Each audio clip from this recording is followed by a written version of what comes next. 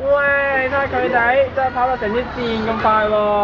係喎，真係成支箭咁快喎！咁究竟一支箭有幾快㗎？一支箭有幾快？咁就要計下啦。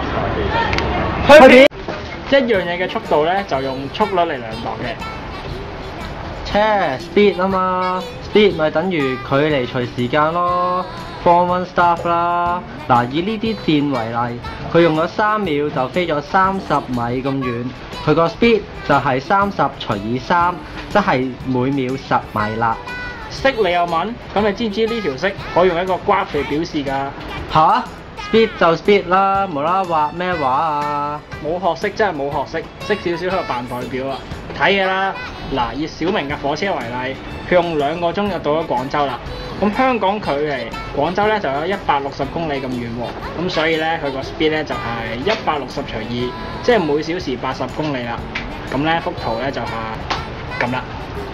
哦，睇幅圖有咩用啫？計到出嚟咪得咯。好似你咁求其，就梗係冇咩用啦。